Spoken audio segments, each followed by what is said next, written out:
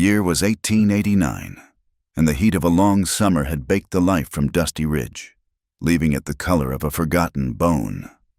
The town was little more than a pause in the vast, unforgiving expanse of the American West, a collection of tired wooden buildings huddled between gray hills and a prairie that stretched to a shimmering horizon. Its lifeblood was the stagecoach route that cut through the desolation, carrying mail, money, and the occasional weary traveler. Now, in the dog days of summer, the main street was a tapestry of deep, hardened cracks, and the air itself felt brittle. With the setting of the sun, the day's oppressive heat reluctantly gave way to a thin, cool air that carried the smells of the town, the sharp tang of horse sweat from the livery, the sweet, sticky scent of pine resin leaking from the sun-warped boards of the saloon, and the ever-present grit of red dust that settled on every surface, a fine powder that worked its way into the folds of clothes and the lines of a person's face. From the porch of the small log house that stood beside the sheriff's office, Elias Hart watched the last light bleed from the sky, his eyes a shade of gray that matched the clouds that gathered before a storm, missed nothing. He was a man built of quiet moments and slow, deliberate movements. His words were few, measured out like precious water in a drought. But when he spoke, people listened. He had earned a reputation for being unbreakably fair, a steady rock in a town prone to flash floods of temper and greed. Beside him, an old dog named Dust, whose fur was the same color as the road, sighed and rested his grizzled muzzle on his paws. Elias reached down and ran a hand over the dog's back, the gesture as familiar and ingrained as breathing. His gaze drifted across the street to Mallory's saloon, a place that grew louder as the sky grew darker. He could hear the tinny notes of the piano and the rise and fall of rough laughter. Elias's jaw tightened almost imperceptibly. He knew what kind of humor thrived in that establishment, the kind that was always at someone else's expense. He had seen the way the talk turned, the way a man's character could be stripped bare for the entertainment of a drunken crowd. He also knew that 2 weeks had passed since the westbound stagecoach was hit. The coach had been carrying the payroll for the silver miners and the small, sturdy strongbox from the post office. It had been a clean job, too clean. No witnesses, no trail to speak of. Just a shaken driver and a story of masked men who appeared and vanished like ghosts in Coyote Canyon. The whispers in town had grown louder since then, insidious little suggestions of an inside man, someone who knew the route and the schedule. It was his job to sift through those whispers and find the truth, to keep the fragile peace between the miners, who were growing restless without their pay, and the ranchers, who looked upon any disruption with suspicion. The weight of it settled on him, as constant and familiar as the star-shaped badge pinned to his vest. Later, inside his small office, the light from a single oil lamp cast long shadows on the walls. It glinted off the metal of his badge, a small, lonely star in the dim room. On his simple wooden desk lay a piece of paper and a pen, the inkwell full. He often sat like this, intending to write to his younger brother, Thomas. He would picture Thomas's face, so full of life before the war had taken him, and the words would form in his mind. A silent conversation about the state of the town, the stubbornness of the mayor, the loyalty of his old dog. But the words never made it to the page. They remained locked inside him, part of the deep, quiet grief that had shaped him. The silence in Elias' heart was not empty. It was filled with the ghosts of unspoken words. Long before that same oil lamp in the sheriff's office was extinguished, another was being lit across town, in the small rented house behind the main street. Hannah Doyle was already at work. The scent of yeast and warm flour filled her kitchen, a comforting aroma that clung to her clothes and hair. She was a woman of substance, with a strong, full figure and shoulders made solid from kneading dough and hauling heavy trays. Her hands, though perpetually dusted with a fine white powder, were deft and sure as they worked a mound of dough on a large wooden board. She moved with a quiet efficiency, her focus absolute. The town of Dusty Ridge had taught her the value of silence, of keeping her head down and her thoughts to herself. in a place where tongues were sharp and leisure was plentiful. Her body had become a subject of public commentary, a source of crude jokes that echoed from the porch of Rex Mallory's saloon. She had heard them all, the snickers, the loud whispers meant for her to overhear. In response, she had built a fortress of quiet diligence, rising before the sun to begin her baking, her work a shield against the casual cruelty of the world. Her purpose was twofold. First were the hot meals she delivered each morning to the men at the silver mine, hearty stews and thick slices of bread that fueled their hard labor. The second was a dream, a clear and shining ambition that lived in her heart. She was saving every spare penny for a new, large baking oven, an oven big enough to allow her to open a proper bakery, a place of her own, built with her own two hands, a place where the only comments would be about the quality of her bread, not the size of her waist. It was this dream that pushed her out of bed in the deep, dark hours of the morning and kept her going long after the sun had set.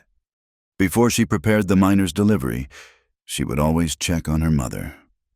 Nora Doyle was a frail woman, her strength sapped by a persistent cough that rattled her thin frame. She was propped up by pillows in her bed, her face pale in the lamplight. "Just a little longer, Mama," Hannah whispered, her voice soft as she smoothed the worn quilt over her mother. "The doctor in the next county has a new kind of medicine. They say it works wonders. Once I have the new oven, the bakery will do well. I will be able to afford it, I promise."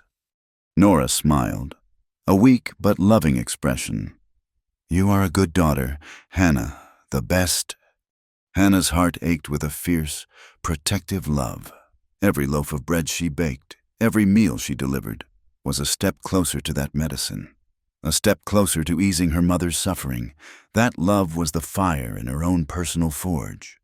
As the first hint of gray lightened the eastern sky, Hannah loaded her sturdy wooden cart. The aroma of fresh bread and savory stew mingled in the cool morning air. Her head was covered with a simple white scarf, already showing faint traces of flour from her morning's work. As she pulled the cart onto the main street, she saw a new poster tacked to the post office wall. It offered a substantial reward for any information leading to the recovery of the stolen strongbox and the capture of the thieves.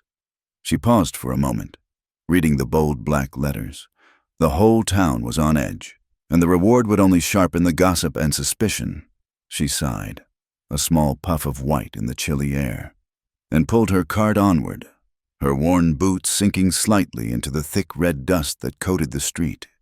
She kept her eyes forward, her focus on the long walk to the mine, her mind on the warmth of the oven she would one day call her own, a son of her own making in the cold, judgmental world of Dusty Ridge. The air at dawn in Dusty Ridge was thin and cool, a brief respite between the chill of the night and the coming furnace of the day. A pale, milky light washed over the silent street, turning the red dust to a soft shade of rose.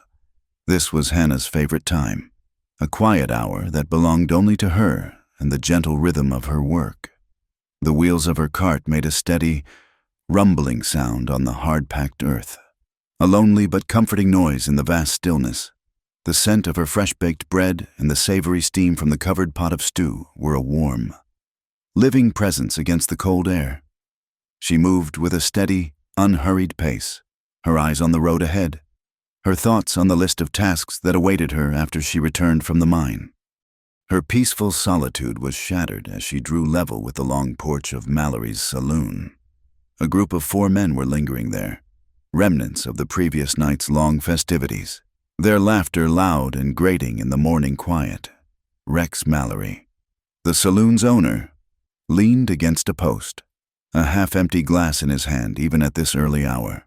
He was a man whose confidence was built on the weakness of others, and his eyes, small and assessing, lit up with a familiar, cruel amusement when they landed on Hannah. "Well now, look what the morning's dragged in." One of the cowboys, a lanky man named Jeb, called out. He pushed himself off the railing and sauntered into Hannah's path, forcing her to stop. Hannah kept her gaze level, her hands tightening on the handle of her cart. "Excuse me," she said, her voice low and even. "I have a delivery to make." Jeb grinned, a slow, unpleasant expression. He gestured toward the cart with a lazy wave of his hand. "Always working, aren't you? Miss Doyle hauling all that food around." He reached out and, with a flick of his fingers, sent a golden-brown pastry tumbling from the top tray. It landed in the dust with a soft puff. He put on a show of mock surprise. "Oh, clumsy me. Must be the personal gravity of the situation." The other men howled with laughter. Rex Mallory raised his glass in a mock toast, his voice booming across the square. "A warning to you all, anyone who eats Miss Doyle's baking will end up as round as she is." The laughter doubled, a wave of sharp, ugly sound that washed over Hannah. Heat flooded her face, a painful, burning shame. Her first instinct was to leave the pastry where it lay, to pull her cart and walk away with her head held high, but she could not. Every pastry, every spoonful of stew, represented a coin saved, a step closer to her oven, a dose of medicine for her mother. She could not afford the waste, biting down hard on the inside of her cheek. She released the cart handle and knelt. The dust was cool beneath her knees. She picked up the soiled pastry, her movements deliberate and controlled, refusing to show them the tremor in her hands. She carefully placed it on a lower shelf, separate from the others, before reaching for the next one that had fallen. Just as her fingers closed around the second pastry, a new silence fell over the group. It was sudden and absolute. The laughter died in their throats. A pair of worn leather boots had appeared in her line of sight, planted firmly in the dust just inches from her hand.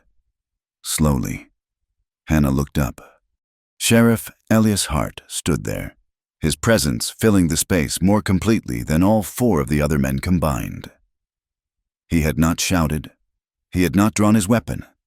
He had simply arrived, a quiet storm gathering on the edge of their boisterousness. His gray eyes were fixed on Rex Mallory, and they held no warmth at all. Without looking down, Elias bent and picked up the last fallen pastry. He held it in his palm for a moment, his thumb gently brushing the red dust from its surface. He then stepped to the cart and placed it carefully back on the tray.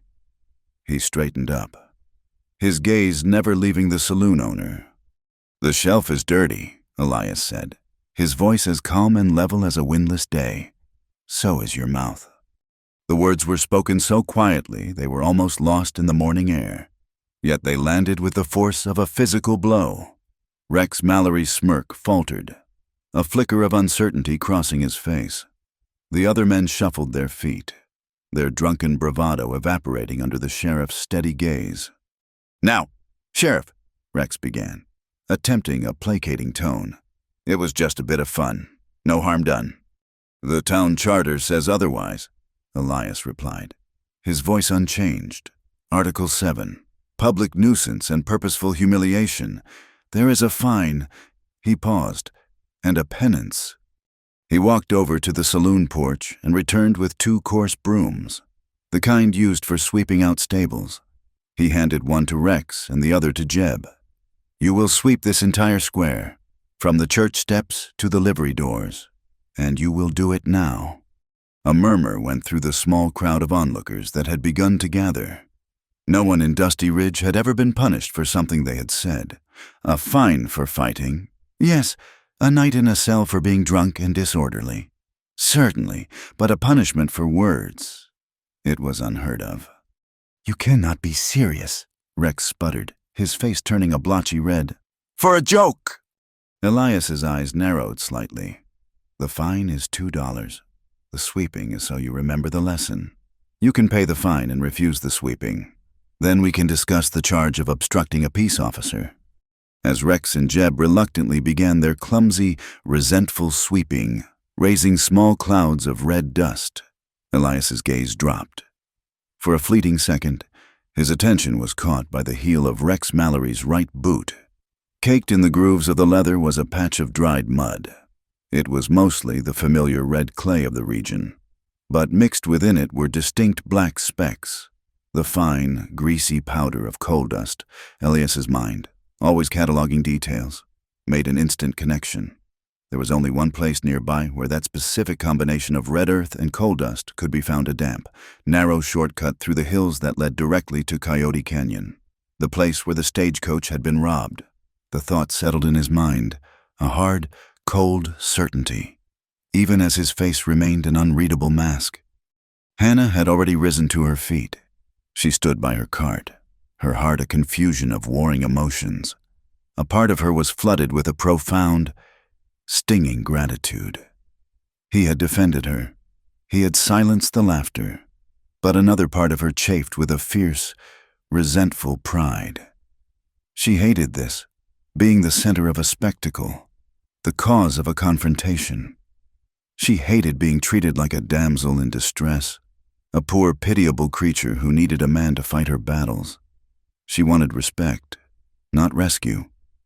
Without a word, she gripped the handle of her cart and pulled it away, the wheels cutting fresh tracks through the newly swept dust. She could feel the sheriff's eyes on her back, and it felt as heavy as the pity of the entire town. Later that afternoon, on her way back from the mine, her empty cart feeling impossibly light, she passed the saloon again. A man she recognized as one of the regulars stumbled out, reeking of cheap whiskey. He swayed on the porch, muttering to himself in a slurred, aggrieved monologue. Hannah moved to give him a wide berth, but her ears caught a fragment of his rambling. "Whole town's jumpy over that reward," he mumbled, squinting at the sun. "Rex ain't worried. Why should he be? Can't find what's buried. Damn strong box is safe as a snake in a hole, right under the saloon floor." He trailed off, distracted by a fly buzzing near his face, and staggered down the street. But the words remained, hanging in the hot, still air. Hannah froze, her hand gripping the cart handle so tightly her knuckles turned white. Under the saloon floor. She hurried home, her mind racing. The reward poster, the whispers of an inside job, Rex's arrogance, the drunkard's words. It all clicked together, forming a picture that was as terrifying as it was clear.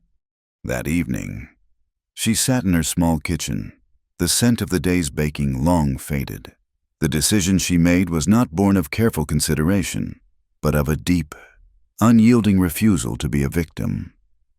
She would not be the butt of their jokes, the object of the sheriff's charity. She would be the author of her own justice. Rex Mallory and his friends had tried to make her feel small and powerless.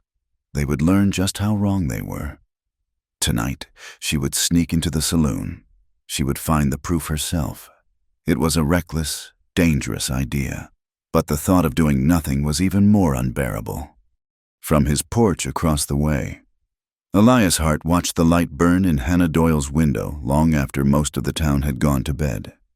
He had seen the way she walked away that morning, her back straight as a rifle barrel, her pride a visible force. He knew that look. It was the look of someone who had been pushed too far, someone who would not simply absorb a blow, but would find a way to strike back. A knot of unease tightened in his gut. She was planning something foolish. He could have walked over there, warned her to leave police work to him, but he knew she would not listen. Her pride would not allow it. So he chose not to intervene, not directly. Instead, he went inside his office. He checked the action on his rifle, ensuring it was smooth and clean. He filled a storm lantern with fresh oil and trimmed the wick. Then, he settled into the chair by his darkened window, his dog Dust at his feet. To watch and to wait, he would let her make her own choices, but he would not let her face the consequences alone. Courage, he knew, often looked a lot like stubbornness, and Hannah Doyle had courage in abundance. The moon was a sliver, offering little more than a suggestion of light that did nothing to pierce the deep. Inky shadows pooled in the alley behind Mallory's saloon. The air was thick with the day's stale heat and the sour smell of spilled whiskey and wet sawdust. Hannah pressed herself against the rough, splintery wood of a large empty cask, her heart a frantic drum against her ribs. She had watched from her own dark window for an hour, waiting for the last of the saloon's patrons to stumble home and for the lamps inside to be extinguished one by one. Now. The building was a dark, hulking silhouette against a sky strewn with distant, indifferent stars. Taking a deep, steadying breath, she slipped from behind the cask and moved toward the back entrance. It was a simple wooden door, likely unlocked. She placed her hand on the cool metal latch, her touch as light as a moth's wing. It gave way with a faint click. She eased the door open just enough to slide through, then closed it silently behind her. She was in a narrow storage area, a cluttered space filled with barrels, crates, and the ghosts of 1,000 raucous nights. Moonlight filtered through a grimy window high on the wall, casting long, distorted shadows that seemed to twist and writhe in the gloom. Her target was the main room, just beyond another door. According to the drunkard's ramblings, the loose floorboard was near the front, under the stage where the piano player performed. She moved forward, her steps careful and measured, placing her feet with the conscious deliberation of someone walking on thin ice. Despite her care, the old building seemed to protest her presence. The wooden floorboards, seasoned by years of spilled drinks and heavy traffic, groaned under her solid weight. Each step was accompanied by a long, low creak that sounded as loud as a gunshot in the profound silence. She froze, her body rigid, listening for any sign that she had been heard. There was nothing but the faint sigh of the wind outside. She pressed on, her teeth gritted in frustration. A bitter, self-deprecating thought surfaced, a whisper in her own mind. If I were as light as a dove, I would have flown over by now.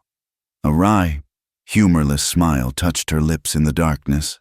It was the kind of joke she often told herself. A small, sharp shield of wit she used to deflect the world's casual barbs and her own moments of doubt. She finally reached the main room, a cavernous space that felt even larger in the dark. The faint moonlight from the street-facing windows gave the empty tables and chairs the appearance of silent, waiting sentinels. She navigated the maze of furniture, her hands outstretched to avoid collision, her ears straining.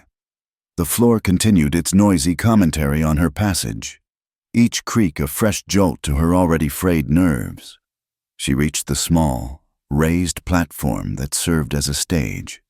Kneeling, she began to run her hands over the dusty floorboards, searching for the telltale looseness the man had described. Her fingers brushed against the edge of a board that shifted slightly under the pressure. Hope, sharp and sudden, surged through her.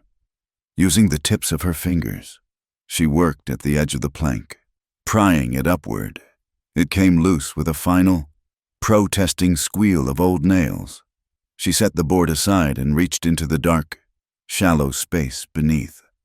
The air in the crawl space was cool and smelled of damp earth and spiders. Her fingers brushed against something cold and hard. Metal. She drew it out into the faint light. It was a heavy, ornate lock cast from brass that had tarnished with age. Even in the dimness, she could make out the faint, official-looking numbers stamped into its surface. It had to be the lock from the post office strongbox.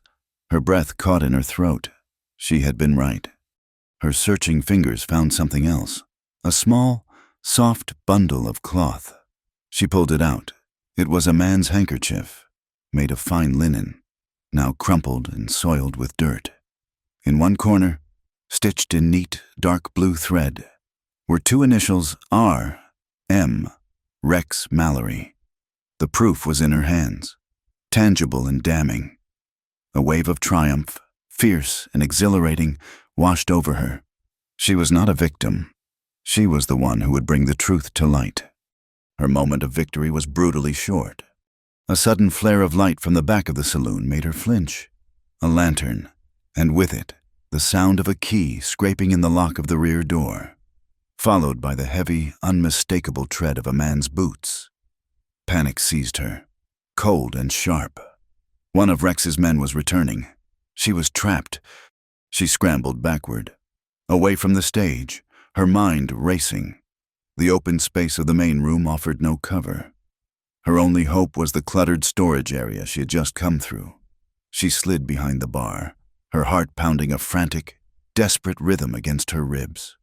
The footsteps grew closer, slow and deliberate, entering the main room. The beam of the lantern swept across the floor, its yellow light a searching, predatory eye.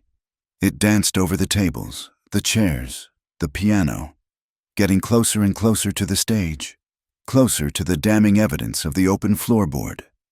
Hannah held her breath, pressing herself deeper into the shadows. The footsteps stopped. She heard a low curse. He had seen it. The beam of the lantern now moved more erratically, sweeping the corners of the room. She could hear the man's heavy breathing. He was searching for the intruder. The light swept over the top of the bar, passing just inches above her head. She squeezed her eyes shut, bracing for the inevitable cry of discovery. Suddenly, a loud crash echoed from the front of the saloon, the distinct sound of shattering glass, followed by a loud, angry shout. "Mallory, to get out here, you cheat!" The man in the saloon cursed again, this time in surprise. The lantern beam swung toward the front doors. The heavy footsteps retreated, moving quickly toward the source of the commotion. Hannah heard the front door being unbarred and thrown open, followed by the murmur of angry voices from the street. This was her chance. She did not hesitate. Scrambling from behind the bar, she fled back toward the storage room and the rear exit. Just as she reached the kitchen doorway, a hand shot out of the darkness and grabbed her arm. A scream caught in her throat, but it was cut off as she was pulled swiftly and silently into the deeper gloom of the kitchen. "Be still," a low voice commanded. It was a voice she knew. Sheriff Hart. He held her against the wall, his body shielding hers, his presence a solid, calming weight in the chaos. Through the open door to the main room, they could see the silhouette of Rex's man arguing with someone on the front porch. The diversion. It had been Elias. He waited another moment, his grip firm but not painful on her arm, his eyes watchful. Then, satisfied that the man was occupied, he pulled her toward the kitchen's back door and out into the cool, clean air of the alley. He led her away from the saloon, into the deeper shadows between the general store and the blacksmith's shop. Only then did he release her. Adrenaline still coursed through Hannah's veins, mixed now with a hot surge of indignation. She turned on him, her voice a fierce, angry whisper. "I did not need you to save me." Elias stood perfectly still, his face unreadable in the darkness. When he spoke, his voice was as quiet and steady as ever. It was not about saving. It was about witnessing. The words caught her off guard, extinguishing her anger with their simple, unexpected logic. He had not seen her as a woman in peril. He had seen her as a citizen gathering evidence, and he had acted to ensure that evidence could be presented. He was not her rescuer. He was her collaborator. "They are back inside," he said, his gaze fixed on the saloon. "We have what we need for now." He turned to her, and for the first time, she saw a flicker of something in his gray eyes, a deep, unsettling concern. "We will take this to the judge in the morning. Judge Patterson is still unwell, so it will have to be the acting magistrate, Judge Calder." He paused, his expression hardening slightly. "I have my suspicions about Calder. He spends a lot of time in Mallory's company. We will have to be careful." The adrenaline began to fade, leaving a cold, trembling exhaustion in its wake. The night air, which had felt cool and refreshing just moments before, now felt sharp and biting against her skin. She shivered, wrapping her arms around herself. Without a word, Elias shrugged off the long, dark coat he wore. It was made of heavy wool, designed to ward off the prairie's harshest winds. He draped it over her shoulders. The coat was large on her, but it was also surprisingly warm, holding the residual heat of his body. It smelled faintly of leather, wood smoke, and the clean, dry scent of the prairie dust. "The night is cold," he said simply. "Bread stays warm, but people do not." The plain, practical words held a strange, unexpected comfort. It was a statement of fact, not a gesture of pity. It was dry and spare, like the man himself, yet it warmed her more than the coat did. He walked with her to the edge of the alley. "Go home. Miss Doyle," he said, "get some rest. I will meet you at the courthouse at sunrise." She clutched the lock and the handkerchief in her hand, the coat wrapped securely around her.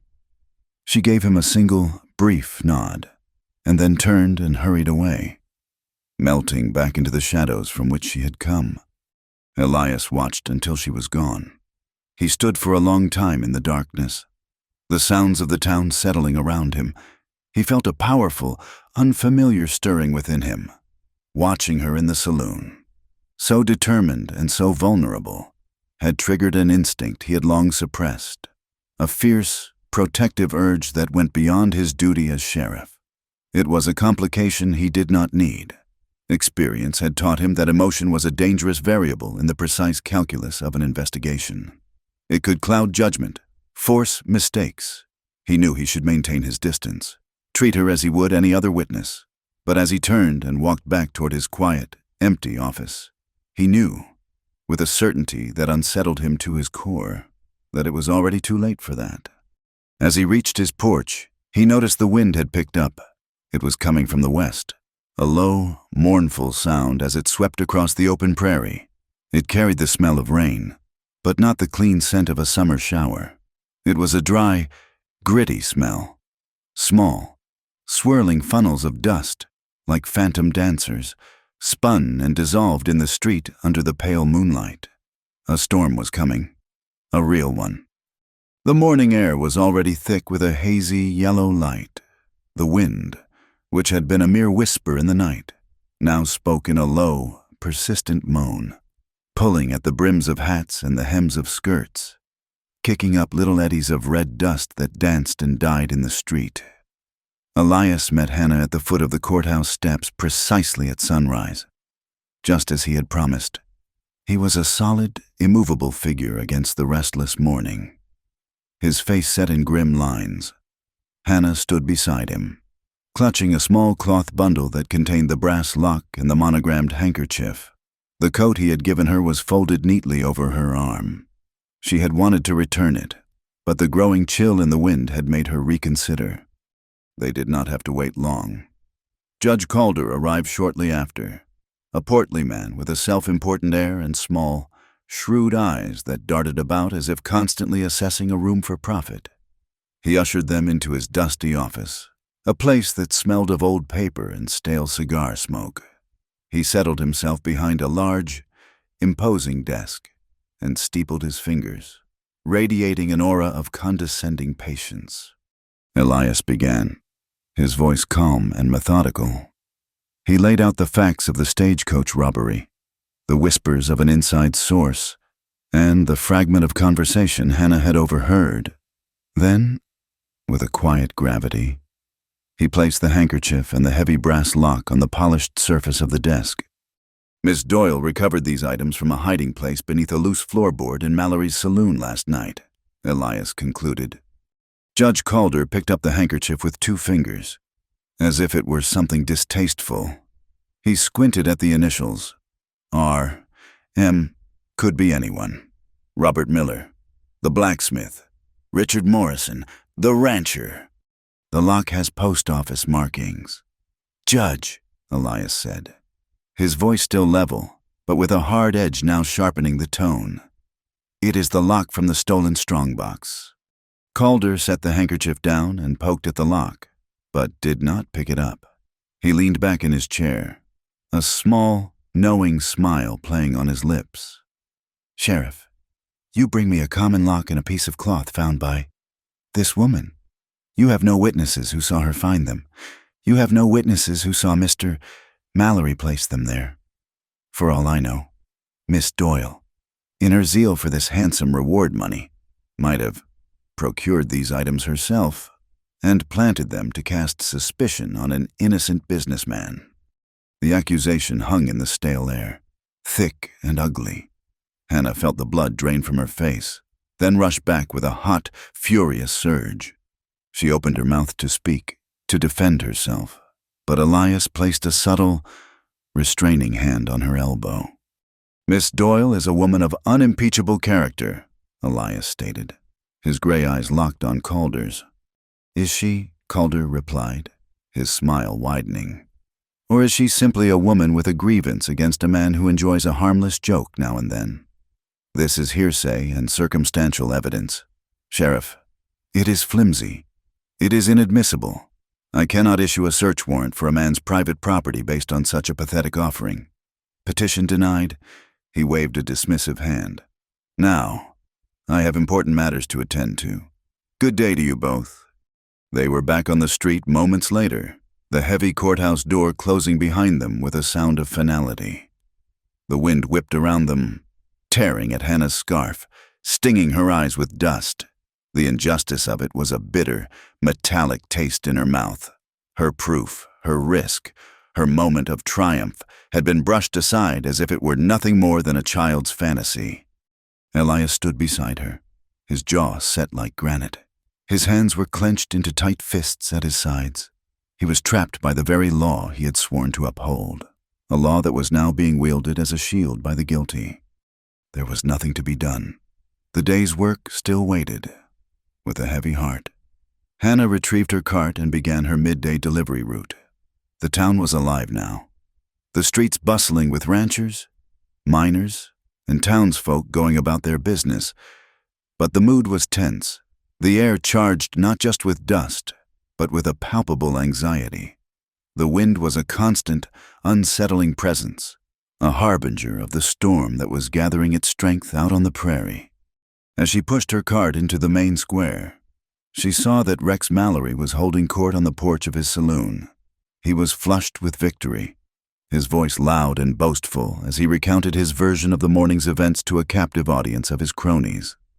And then the good Judge Calder, a man of sense and reason, unlike some I could name, sent the sheriff and his star witness, packing, sent them away with their tails between their legs. Laughter erupted from the group. Then Rex's eyes fell on Hannah as she tried to steer her cart past the saloon. A malicious grin spread across his face.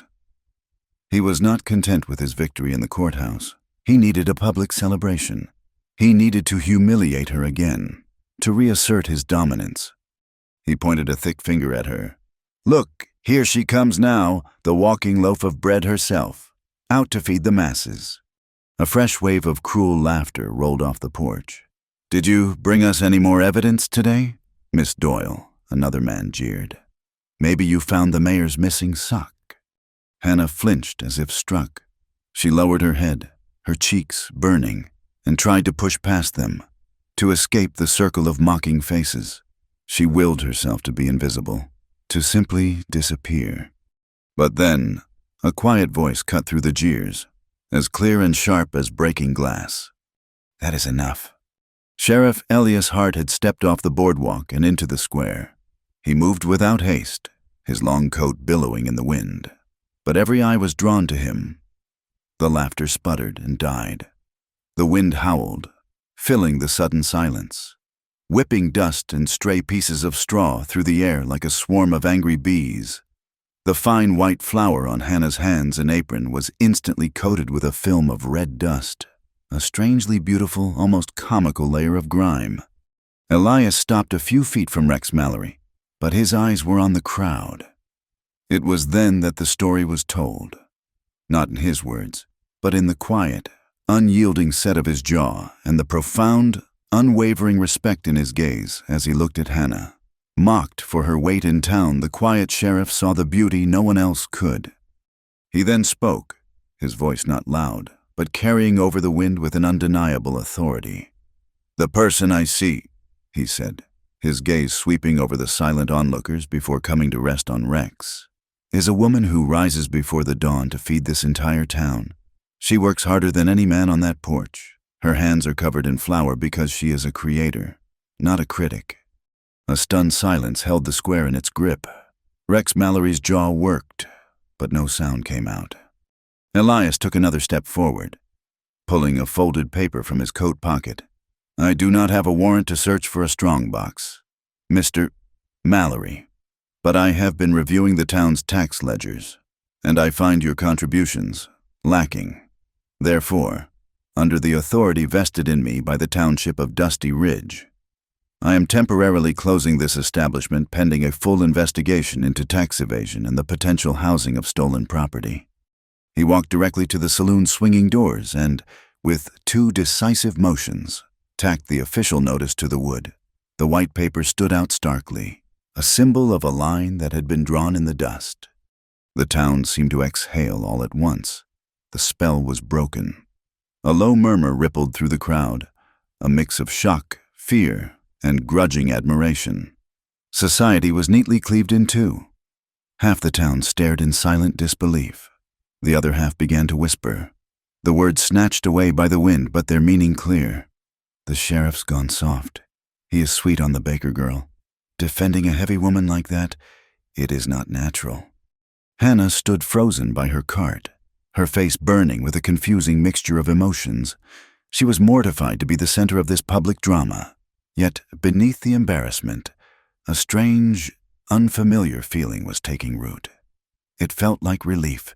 It felt like lightness.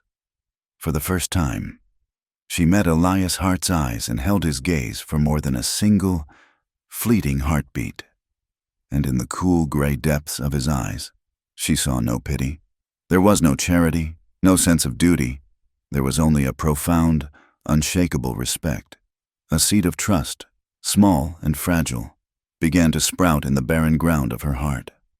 Later, in the relative quiet of the sheriff's office, the wind rattling the window panes and sending plumes of dust seeping through the cracks, the reality of their situation settled in. "Calder has blocked us," Elias said, staring out at the hazy, storm-choked street, "and Mallory knows it. He will be more careful than ever. We need another way. A trap." Hannah, still trying to process the events in the square, found her voice. The seed of trust was growing, pushing aside her fear and her pride. She was a part of this now, not a pawn in it. "He will be expecting you," she said, thinking aloud. "But he will not be expecting me." Elias turned from the window, his expression questioning.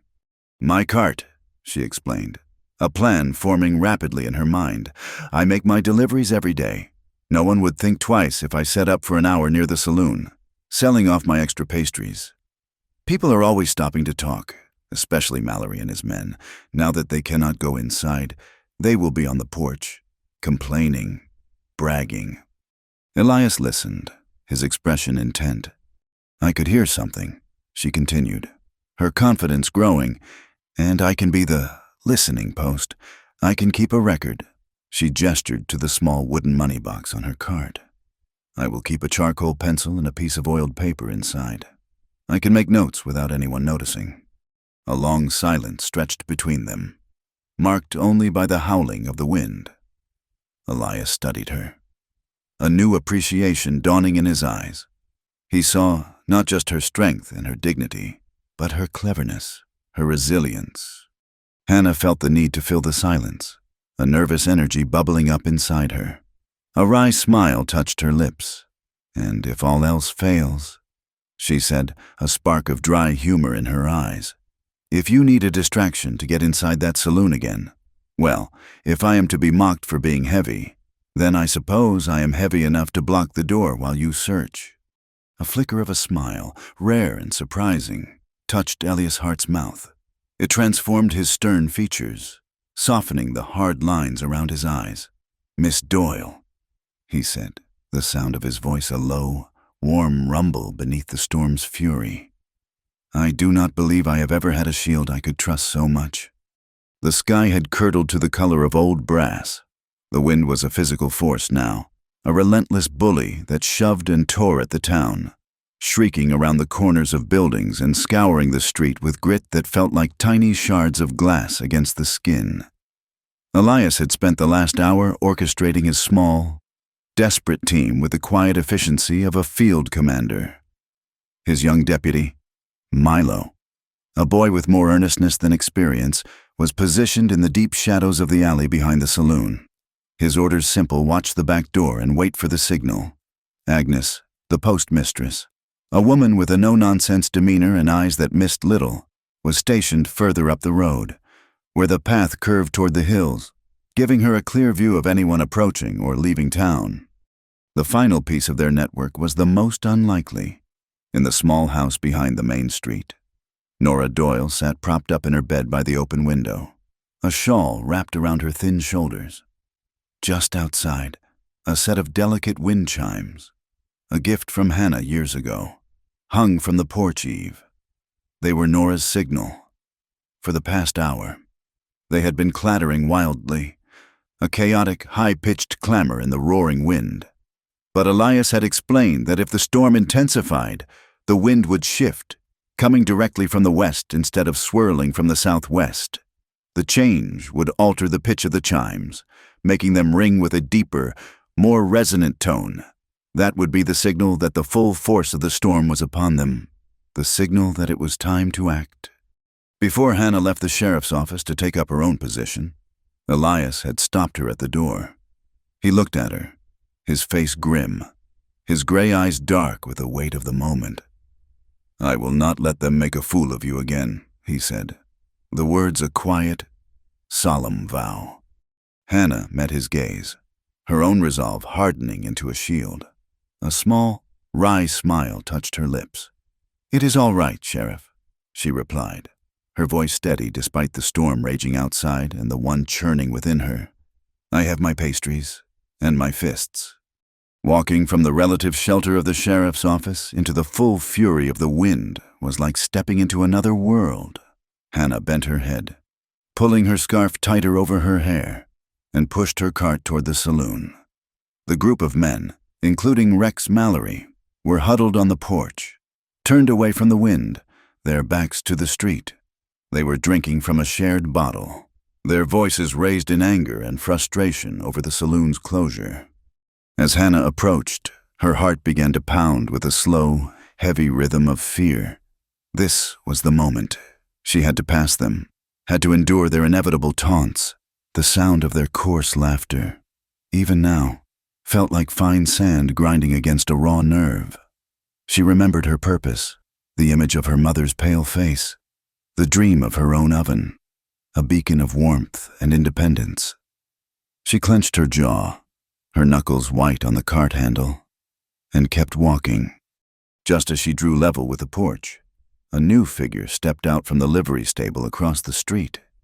He was a stranger, tall and lean, with a stillness about him that was more menacing than any loud boast. He moved with a coiled, predatory grace, his long coat undisturbed by the wind. He crossed the street and stepped onto the saloon porch, and the other men fell silent, their deference immediate and absolute. The stranger's face was hard, his eyes cold and watchful. A faint but distinct scent of pine resin drifted from him, cutting through the dusty air and on the heels of his worn boots. Elias, watching from his window, could see it clearly, the same peculiar mixture of dark red mud and black coal dust he had seen on Rex's boots that morning. Hannah forced herself to act. "Pastries," she called out, her voice thin against the gale. "Fresh-baked pastries for sale." Rex Mallory turned, his eyes lighting up with cruel amusement when he saw her. "Well, look here. Duke," he said to the stranger. "Town service. The baker girl brings the feast right to our door." The stranger, Duke Harrow, turned his head slowly. His eyes raked over Hannah, cold and dismissive. He gave a low, humorless chuckle and turned back to Rex, speaking in a low voice that the wind almost snatched away. But Hannah was close. She was arranging her pastries, her hands trembling slightly as she fussed with the cloth covering them, her ears straining. "The shipment is ready for tonight," Duke said, his voice a low rumble. "Soon as this storm passes, we move it." "Calder is taken care of," Rex replied, his voice greasy with confidence. "But Hart is sniffing around. He had the place sealed." Duke shrugged, and gesture of supreme indifference. "It does not matter. He does not know about the tunnel under the cellar. We will be gone before he even knows to look there." Hannah's breath caught. A tunnel. Under the cellar. She fumbled with the lid of her small wooden money box, her fingers clumsy with urgency. Inside, the small piece of charcoal and the slip of oiled paper were waiting, under the pretense of making change for a fictional customer. She ducked her head, her back to the men, and her hand moved swiftly, scratching the vital words onto the paper: night shipment, tunnel under cellar. She slid the paper under the box's false bottom and snapped the lid shut, her heart hammering against her ribs. It was at that exact moment that the world seemed to change. The wind, which had been a constant, high-pitched scream, suddenly deepened into a deafening, guttural roar. The yellow haze that had filled the air thickened into an oppressive, swirling wall of brown. The dust storm, which had been threatening for hours, had arrived. The sky went dark, the sun obliterated. Visibility dropped to mere feet. People on the street cried out in alarm, scrambling for cover, pressing handkerchiefs to their faces against the choking, blinding onslaught. It was as if night had fallen in the middle of the afternoon. Through the maelstrom, Hannah heard it. From the direction of her small house, the sound of the wind chimes had changed. The frantic, chaotic clatter was gone, replaced by a series of deep, resonant, almost bell-like tones. It was the signal. From his office window, Elias saw it too. The time was now. He gave a sharp, two-fingered whistle, a sound that barely cut through the storm's howl. But it was enough for Milo, huddled and waiting in the alley.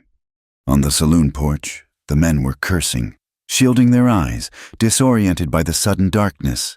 This was Hannah's moment. The joke was about to become the strategy. With a manufactured cry of alarm, she allowed the cart to lurch forward, as if pushed by a sudden gust. A large metal tray laden with 24 fresh pastries slid from the top shelf and crashed onto the wooden planks of the porch, scattering them everywhere. "Oh, my pastries!" she cried out, her voice filled with convincing distress. In the ensuing confusion, as the men swore and stumbled over the rolling pastries, Hannah moved. She shoved her heavy cart directly in front of the saloon's swinging doors, its wheels wedged tight against the frame. Then she knelt, ostensibly to gather her ruined goods, but in reality, she was turning her own solid body into a second barricade. She was the human shield, just as she had joked. The plan exploded into motion. Duke Harrow, recovering first, realized the move was a deliberate block. With a furious oath, he shoved a table aside and lunged for the door, trying to push past Hannah. "Get out of the way, you cow!" he snarled. But before he could lay a hand on her, a dark shape materialized out of the swirling dust. Elias moved with a speed that was terrifying in its efficiency. He did not draw his gun. He did not shout. He met Duke's forward momentum, using the man's own force against him. There was a single, fluid motion, a turn of the hip, a sweep of a leg, and the formidable hired gun was suddenly airborne, landing flat on his back on the dusty street with a sickening thud that knocked the wind from his lungs. Rex Mallory, seeing his hired muscle so easily dispatched, panicked. He scrambled backward, not toward the blocked main door, but toward a door behind the bar. He threw it open and disappeared inside, presumably heading for the cellar in his hidden tunnel. Elias was on Duke in an instant, disarming him and binding his wrists before the man could even recover his breath. At the same time, from the alley, Deputy Milo slipped through the back door and descended into the saloon's dark, musty cellar. It was then that the trap's perfect design was ruined by simple, clumsy misfortune. In the pitch-black cellar, his lantern casting wild, dancing shadows, Milo's foot slipped on a patch of spilled liquor. He fell hard, the lantern flying from his grasp. There was a crash of breaking glass, a sudden, hungry whoosh of air, and a horrifying orange glow erupted from the cellar entrance behind the bar. The spilled lantern oil and the potent, alcohol-soaked floorboards had ignited instantly. "Fire!" a man shouted from the street. Thick, black, acrid smoke began to pour from the cellar doorway. A moment later, Milo stumbled out, his face blackened, his eyes wide with shock and terror, a terrible, hacking cough racking his body.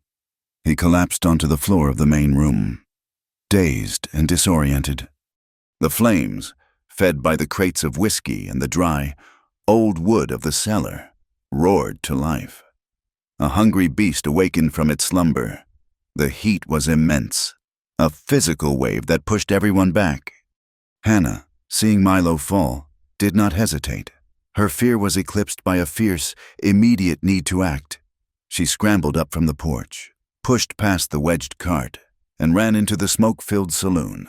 The heat was searing, the smoke a choking blanket. She grabbed the front of Milo's shirt and pulled, dragging his dead weight with a strength born of pure adrenaline.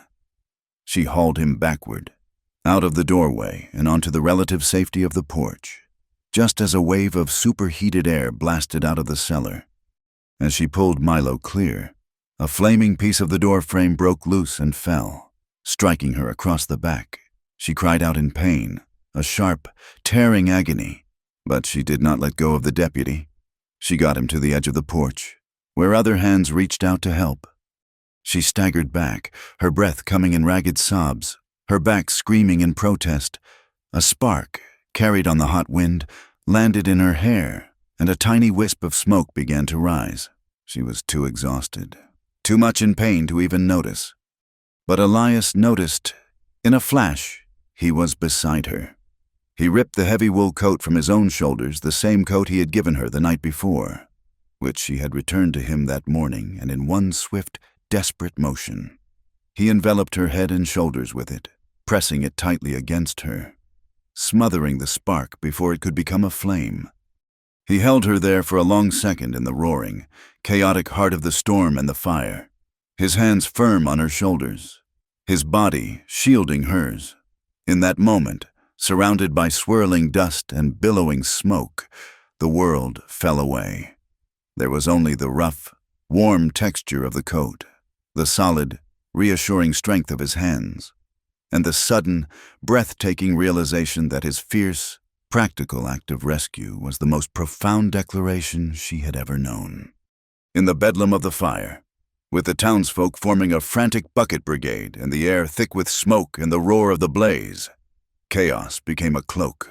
Rex Mallory, his face a mask of primal fear, scrambled back into the saloon and reappeared moments later from the rear entrance, dragging a dazed and disarmed Duke Harrow with him. While all eyes were on the fire and on Elias tending to Hannah, the two men slipped away, melting into the thick, swirling dust that still choked the air. They made for the livery stable, emerging minutes later on horseback, two desperate figures galloping out of town, swallowed by the grim, post-storm twilight. Elias saw them go. He had just ensured Hannah was steady on her feet, the pain in her back a sharp, searing reality but not debilitating. He saw the two riders cresting the hill, and his decision was instantaneous. "Milo," he yelled over the din, "get these men organized. I am going after them." The young deputy, his face streaked with soot, but his eyes clear with a newfound resolve, nodded sharply. Elias turned to Hannah, his expression a mixture of grim duty and a deep, personal concern that he no longer tried to hide. "You should stay here. Find the doctor." "No," Hannah said, her voice raspy from the smoke but firm as bedrock. "They have the strongbox. That money is for the miners. It is for this town. He will not get away with it." Her eyes met his, and in their depths, he saw a fire that burned hotter than the one consuming the saloon. "I am coming with you." There was no time to argue. Milo's horse, spooked by the fire but uninjured, stood nearby, its reins trailing in the dust. Elias gave Hannah a single, assessing look, then nodded. He helped her mount the deputy's horse, his hands briefly spanning her waist. She settled into the saddle, her body aching but her will a rod of iron. Elias swung onto his own horse, and with a last look at the burning building, he spurred the animal forward.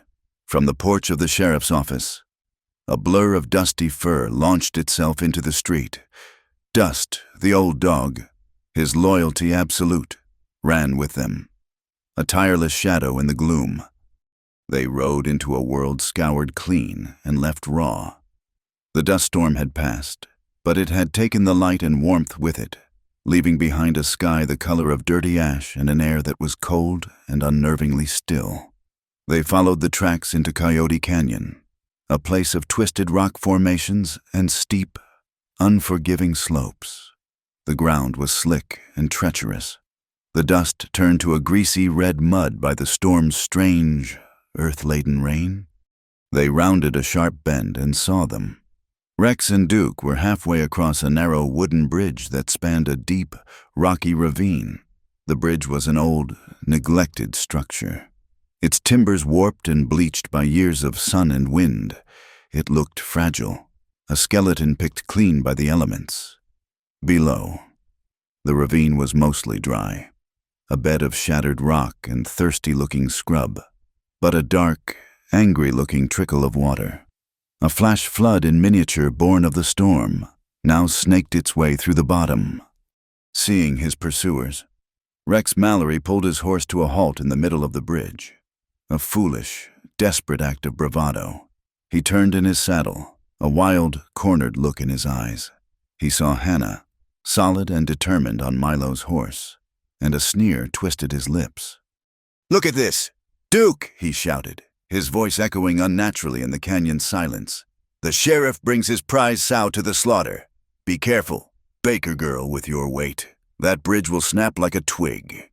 The insult, so familiar and yet so newly venomous, struck Hannah with the force of a physical blow. For a heart-stopping second, all the old shame, all the carefully built walls of her composure, threatened to crumble. But then she looked past Rex, to the town she had left behind, to the image of her mother's hopeful face. She straightened in the saddle, her back screaming in protest. But her voice, when it came, was clear and steady, ringing with a power that silenced the wind itself. "I am heavy with promises, Mr. Mallory." The simple, profound dignity of her words seemed to stun Rex into silence. But Duke Harrow was a man of action, not words.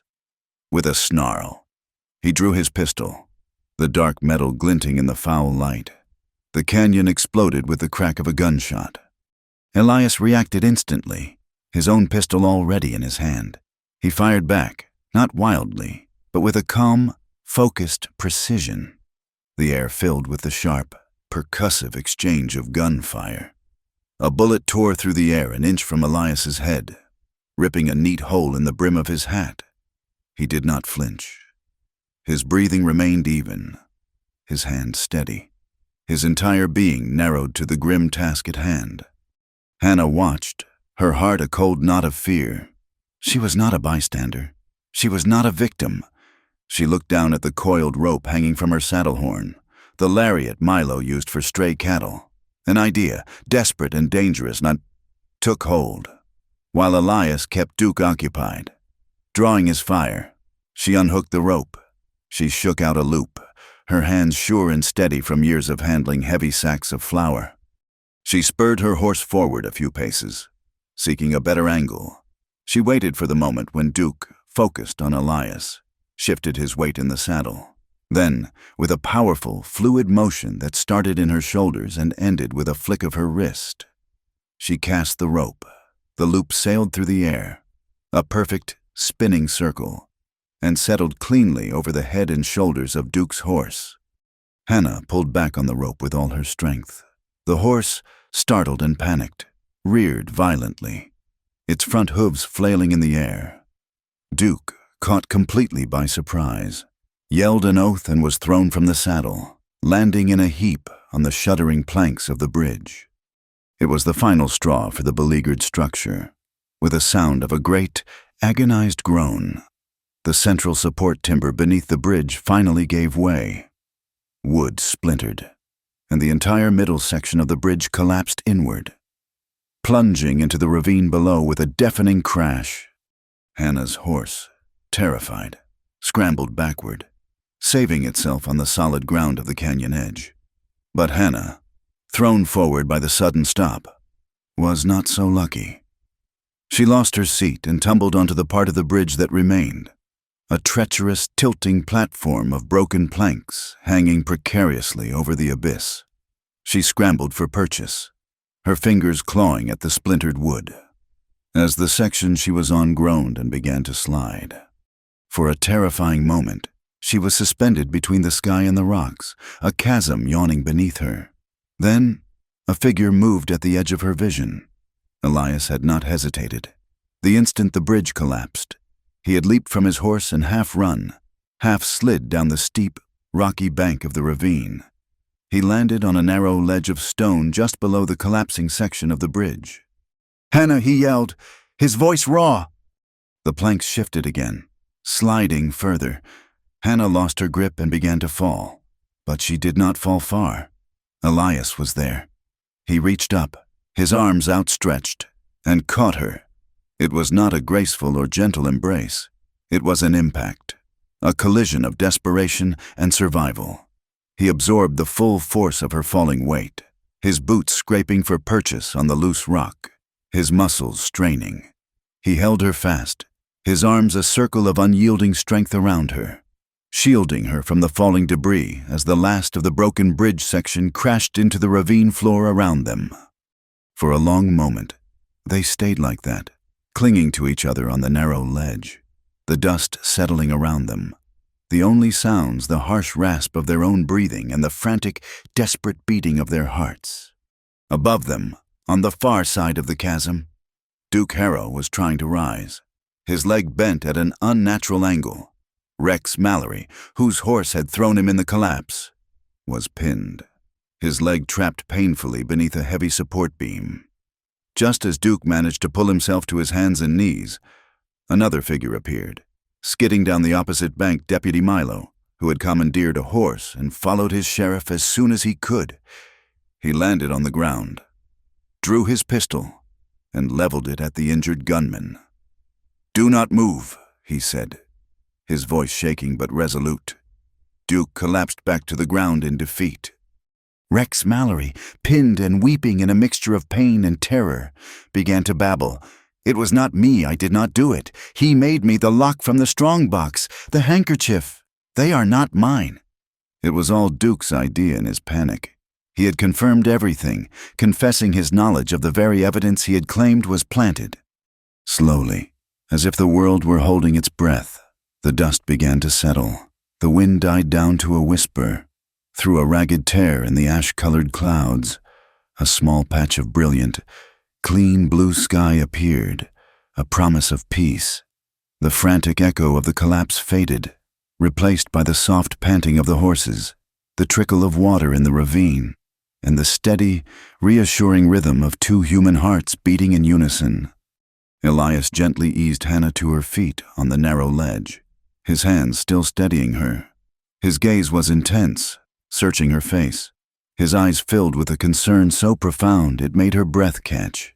He reached up, his touch surprisingly gentle, and brushed a smudge of dirt from her forehead, his fingers lingering for a second to check for any injury.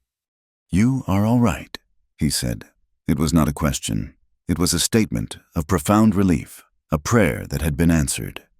In that moment, the old story of Hannah Doyle was shattered and washed away like the debris in the ravine. The weight she carried, the very thing that had been used as a weapon to shame and belittle her, had become her strength. It had been the anchor that allowed her to pull Milo from the fire. It had been the barricade that blocked the saloon door. It had been the solid foundation from which she had cast the rope that had saved the day. She looked up at Elias, truly looked at him, and for the first time, she saw herself reflected in his eyes not as a burden, not as an object of pity or a problem to be solved, but as an equal, a partner, a force to be reckoned with. And Elias looked at Hannah, her face smudged with dirt, her hair a wild tangle, her body aching and bruised but her spirit unbroken. And he saw it clearly. He saw the rare, unadorned beauty of a woman who could stand firm and unyielding in the face of any storm. With the fire at the saloon reduced to a smoldering, blackened skeleton and the morning sun rising on a town that felt both exhausted and reborn, a new kind of order began to assert itself. The courthouse was unusable. its windows shattered by the storm's fury and its air still thick with the lingering stench of smoke. So, the town gathered in the one place that felt solid and untouched, the simple wooden chapel at the end of the main street. It was a makeshift court, with the plain altar serving as the judge's bench and the rows of humble pews filled with the anxious, curious faces of nearly every citizen of Dusty Ridge. Judge Calder presided, his face a mask of judicial gravity that failed to conceal the nervous twitch in his left eye. He had been found at his home, attempting to pack a bag in great haste, and was escorted to the chapel by a grim-faced Milo, who now stood guard at the door, his deputy's badge gleaming with a new and hard-won authority. Rex Mallory and Duke Harrow, both splinted and bandaged, sat under guard in the front pew, their bravado completely extinguished, replaced by the sullen, resentful silence of defeated men. Judge Calder did his best to control the proceedings, his voice booming with a false authority as he spoke of legal procedure and the need for calm deliberation. He attempted to postpone, to delay, citing the lack of a proper courtroom and the emotional state of the populace. He was clearly stalling for time, hoping some loophole, some forgotten legal technicality, might yet save him. His efforts were cut short by the firm, clear voice of Agnes, the postmistress. She walked to the front of the chapel, her back straight as a yardstick, and placed a heavy leather-bound ledger on the altar before the judge. "There will be no delays. Judge Calder," she announced, her voice ringing with an authority that had nothing to do with a gavel and everything to do with unwavering integrity. "I have here the official post office registry. Every strongbox has a unique serial number. The number on the lock Miss Doyle found." She held up the heavy brass object for all to see. "Perfectly matches the number of the strongbox that was stolen from the stagecoach 2 weeks ago. There is no doubt. This is the lock." A collective gasp went through the chapel. The evidence was absolute, a direct and undeniable link. Judge Calder's face paled, a sheen of sweat appearing on his brow. "Now," Agnes continued, her sharp eyes fixing on Hannah, who sat quietly in the second pew. Elias a silent, solid presence beside her. "I believe Miss Doyle has a statement to make." All eyes turned to Hannah. For a moment, she felt a familiar wave of panic, the old instinct to shrink, to become invisible under the weight of so many stares. She looked down at her hands, hands that were clean for once, but still felt the phantom dust of flour. She felt Elias's gaze on her, steady and encouraging. She took a deep breath and rose to her feet. She began to speak, her voice at first a low, hesitant murmur. She told them of the morning in the square, of the taunts and the laughter. She did not speak with anger or self-pity, but with a simple, factual clarity that was more powerful than any emotional appeal. The chapel grew so quiet you could hear the gentle creak of the roof timbers. Many of the people in the pews shuffled their feet, their gazes dropping to the floor in shame. They had been there. They had heard the jokes. They had laughed. Or they had stood by and done nothing. Then, Hannah's voice began to change, as she recounted her decision to enter the saloon, the fear she had felt, and the triumph of finding the lock. A new strength infused her words. Her voice grew steadier, clearer, filled with a quiet confidence that commanded the room. She was no longer the town's silent victim. She was the woman who had faced down her tormentors, who had risked everything for the truth. She was the hero of her own story. When she finished, a profound silence held the chapel, a silence born not of emptiness, but of a deep, collective respect. Elias rose next. He did not need to raise his voice. He simply presented the facts, one after another, like stones being laid for a foundation. He produced the small, grease-stained piece of oiled paper from his pocket and read the words Hannah had transcribed. Night shipment. Tunnel under cellar. He described the unique mud on the boots of both Rex and Duke. Mud that could only have come from the shortcut to Coyote Canyon. He spoke of Rex's panicked flight to the cellar when the fire broke out. He had even, in the hours after the fire was contained, found the entrance to the rough-hewn tunnel in the saloon's charred and flooded cellar, along with the now empty strongbox, its lid pried open. The chain of evidence was complete, an unbreakable circle of guilt. With every word Elias spoke, Judge Calder seemed to shrink behind the altar. It was then that Agnes stepped forward again. She had been studying the ledger she had brought, her brow furrowed in concentration. "Judge Calder," she said, her voice sharp as a letter opener. "When you denied Sheriff Hart's request for a warrant yesterday morning, you made an entry in the court docket. Did you not, citing insufficient evidence?" "I did," Calder stammered, his eyes darting toward the door. "It is standard procedure." "And is it also standard procedure to use post office ink for court documents?"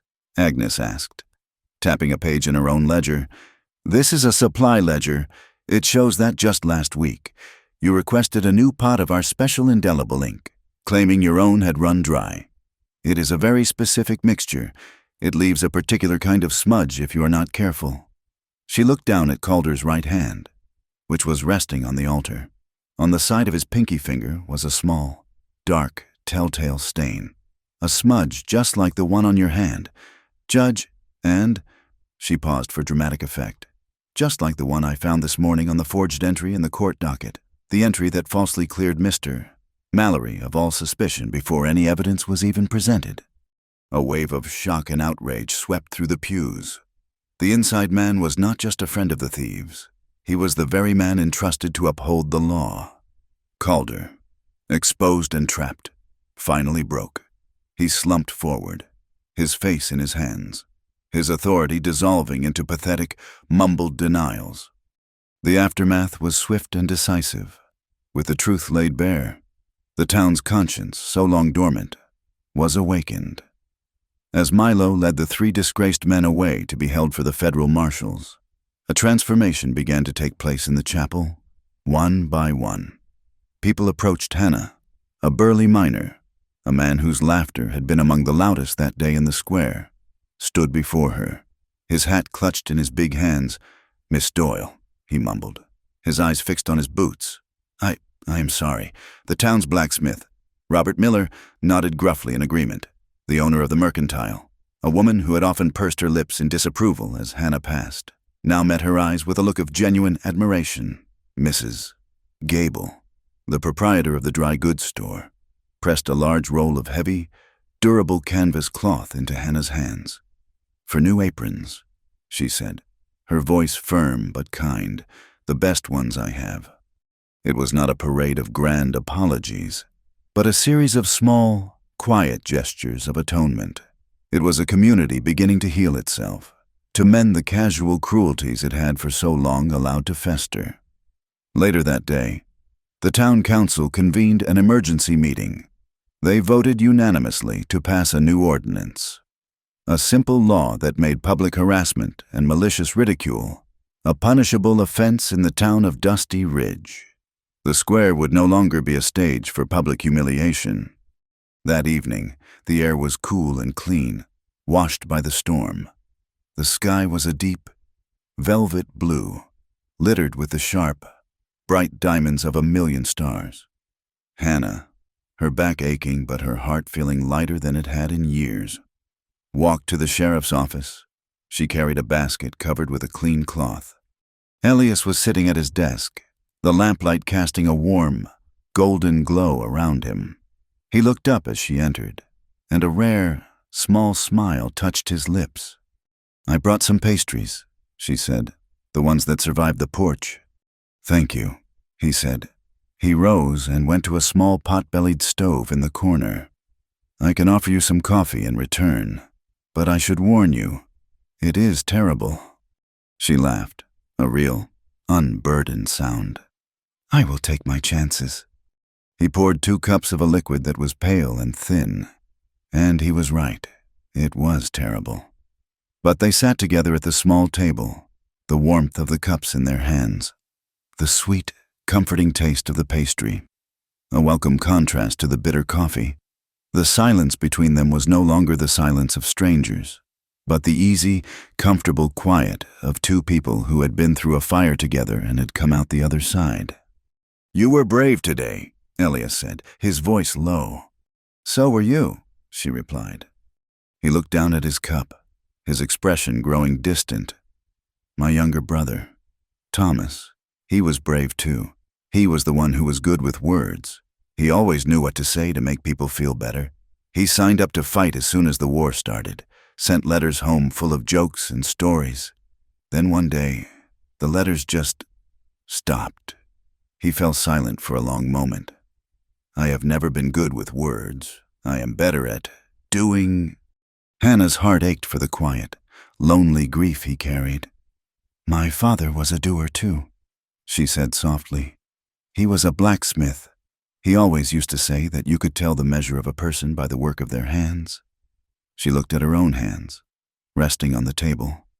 I have been saving for a new oven, a big one, the kind you can bake 6 loaves in at once. I want to open a proper bakery, a place where people feel welcome, where the only thing that matters is that the bread is good.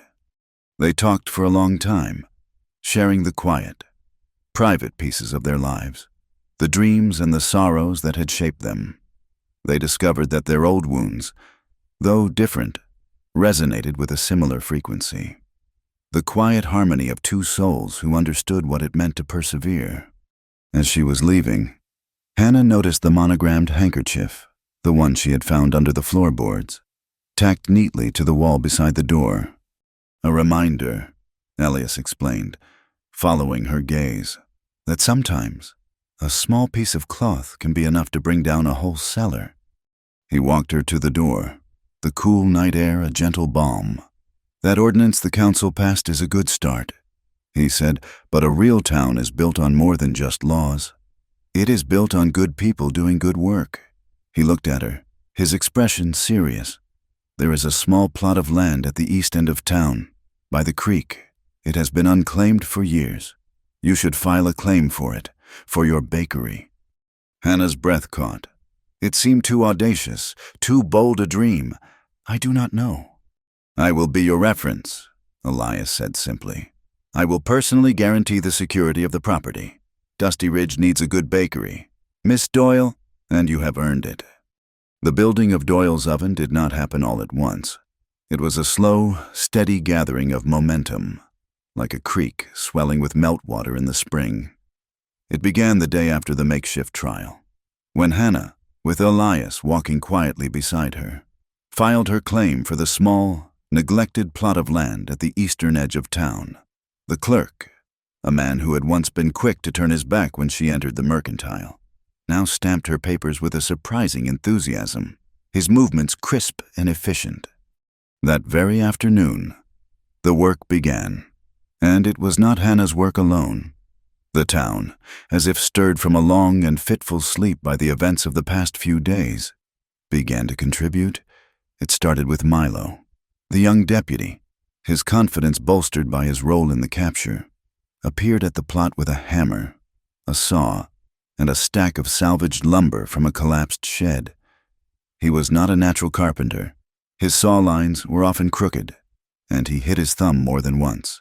His curses muffled and apologetic, but he worked with a fierce, tireless determination, and by the end of the first week, a set of sturdy, if slightly uneven, shelves stood ready against the wall of the small, existing cabin that would become the bakery's main room. Agnes, the postmistress, arrived not with tools, but with something far more valuable. She carried a heavy, iron cash box, the kind with a sturdy lock and a ringing bell.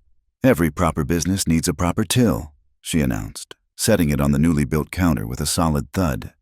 This is a loan. Pay me back when you can. It was a gesture of profound trust, a declaration that she believed not just in Hannah's character, but in her future success.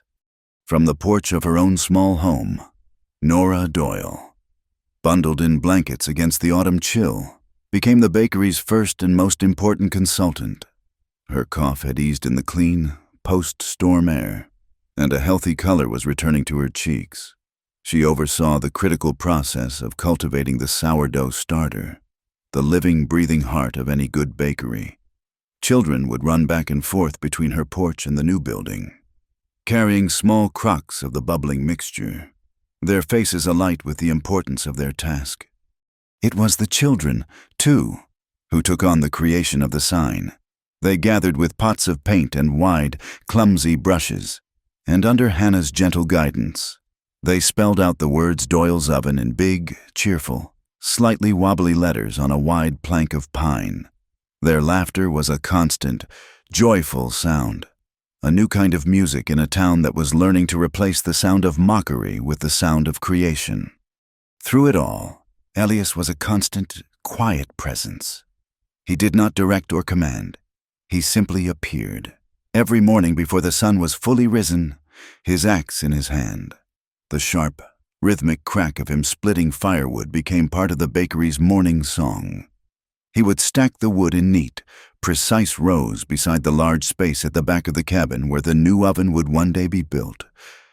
He never asked for payment, and Hannah never offered it in coin. Instead, a new ritual formed between them.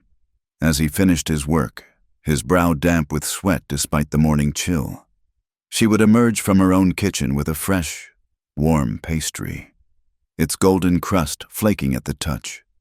"You make a fine shield, Sheriff," she told him one morning, handing him a warm apple turnover. "And you carry wood just as well." He took the pastry, his large, calloused fingers gentle as they brushed against hers. A small smile touched his lips. "A man needs to be useful for something more than just trouble," he replied, his voice a low rumble. Their love story was not one of breathless declarations or stolen glances. It was built in these quiet moments of shared labor, in the easy rhythm of work and reward, in the steady, unspoken understanding that grew between them like a strong, deep-rooted tree. One evening, a week after the work on the bakery had begun, a cold, persistent rain began to fall. Hannah had been working late, scrubbing the floors of the new space, her back and shoulders aching with a satisfying weariness.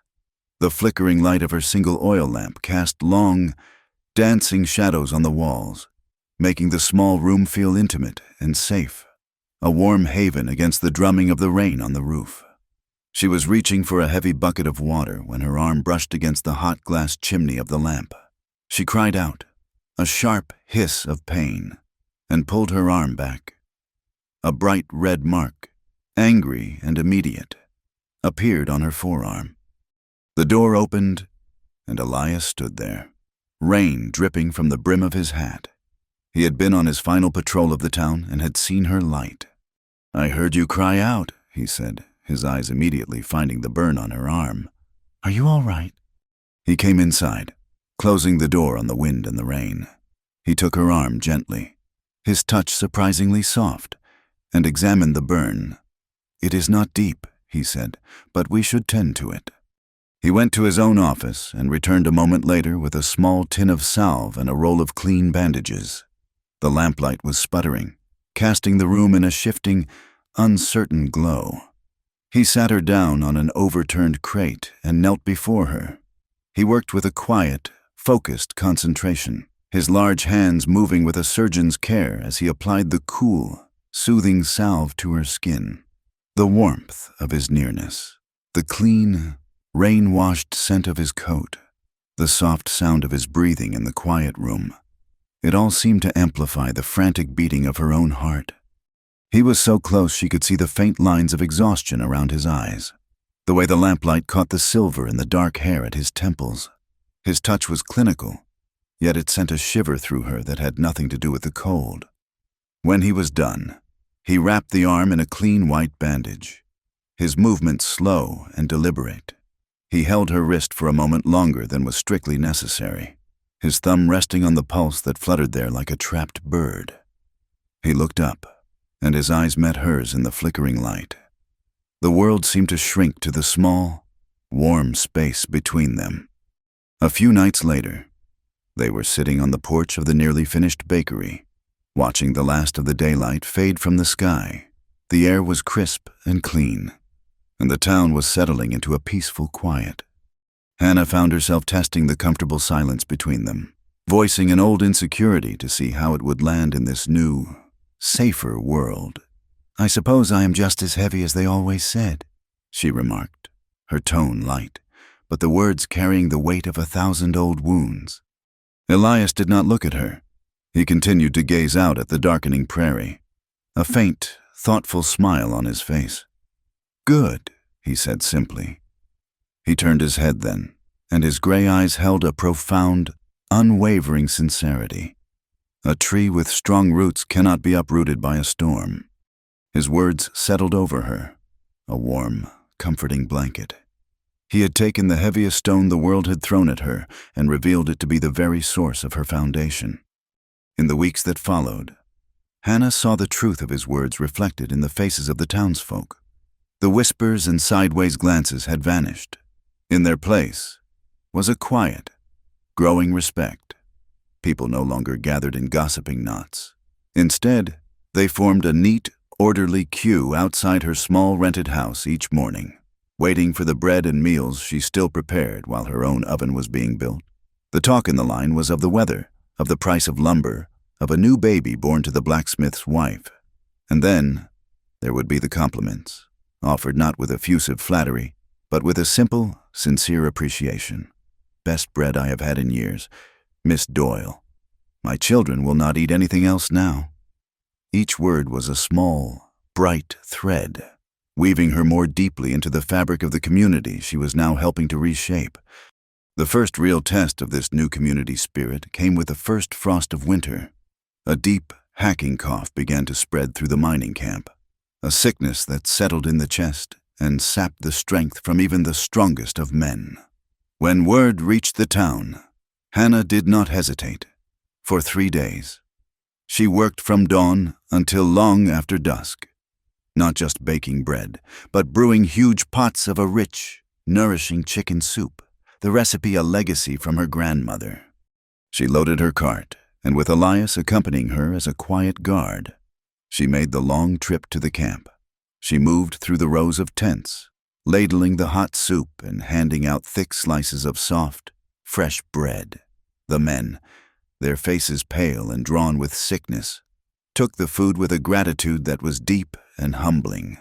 One of them, a young man named Billy, had been among the loudest of her mockers on the saloon porch. He now lay on his cot, shivering with fever. When Hannah offered him a bowl, he looked up at her, his eyes filled with a raw, painful shame. "Thank you, Miss Doyle," he whispered, his voice a hoarse rasp. I am sorry." Hannah simply nodded, a gentle, forgiving smile on her face, and moved on to the next man. With the success of her daily sales and the generosity of the town, the dream of her new oven was becoming a reality. The large cast-iron sections had arrived by freight wagon, and the town's blacksmith was helping her assemble it. Every morning, as she lit the kindling in its deep, cavernous belly, it felt as if she were coaxing her own private sun into life. The warm, radiant glow it cast was a symbol of her independence, a testament to her resilience. She found herself changing in small, subtle ways. She no longer averted her eyes when she passed the mirror in her bedroom.